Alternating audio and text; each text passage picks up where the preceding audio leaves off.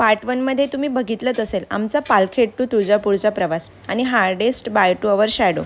आता पुढचं सांगते. नमस्कार, मी पूजा.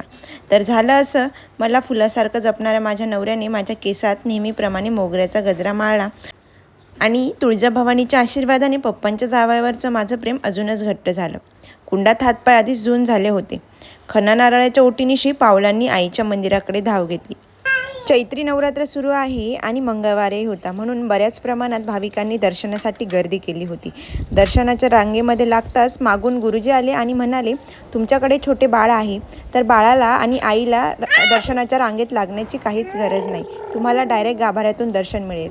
हे ऐकून देवीच पावली असं म्हणायचं. मस्त गाभाऱ्यातून आईचे दर्शन घेतले. आईचे ते सुंदर, निरागस, तेजस्वी, प्रसन्न रूप बघून ना खरंच मन भरून आलं आणि देवीची खणनाराने ओटी भरली, आशीर्वाद घेतले आणि देवी तुम्हा आम्हा सर्वांचं चांगलं करो ही प्रार्थना केली आणि आई आमच्यासोबत आमच्या घरी चल असे म्हणून आम्ही हैदराबादच्या वाटेने पुन्हा निघालो. थोड्याच वेळात, काही महिन्यांसाठी का होईना, महाराष्ट्राला बाय बोलून आम्ही कर्नाटकमध्ये एंट्री घेतली. ऊन भयंकर होते आणि आजूबाजूला एकही रेस्टॉरंट दिसत नव्हते. मग काय, आत्यांनी सकाळी उठवून बनवून दिलेला भाजी चपातीचा टिफिन गाडीतच खोलला आणि तिथेच तो मस्त खाऊन घेतला.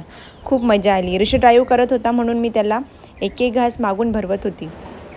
रिद्धूने सुद्धा पोटभर लंच केलं होतं म्हणून तिलासुद्धा एनर्जी आली होती आणि त्या एनर्जीतच ती बघा कशी छान छान डान्स करत होती. तिच्या एंटरटेनमेंटसोबत ती बाहेरचासुद्धा खूप गोष्टी एन्जॉय करत होती. मध्ये मध्ये जे टोल लागत होते ते बघून ती असं विचार करत असेल ना, अरे काय हे दांडे सारखे खालीवर पडत आहेत, काय घोटाळा आहे, काही समजेस ना, सारखे मध्ये मध्ये येत आहे. मस्त छान अशा गप्पा टप्पा करत छोटीशी वामकुक्षी घेत आम्ही ऑलरेडी तेलंगणामध्ये प्रवेश केला होता आणि त्यानंतर आम्ही आमचे फेवरेट निमरा कॅफेमध्ये आमचा इव्हिनिंगचा टी आणि स्नॅक्स एन्जॉय केले.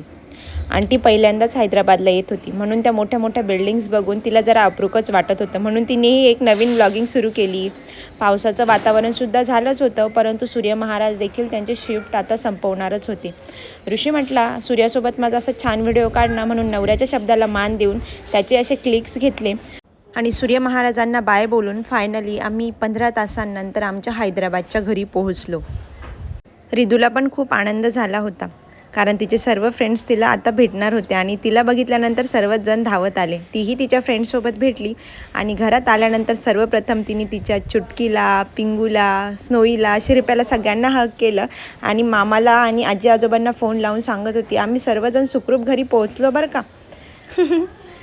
याचसारखे छान छान ब्लॉग पाहण्यासाठी चॅनलला सबस्क्राईब करून ठेवा. भेटूयात पुढच्या ब्लॉगमध्ये. बाय.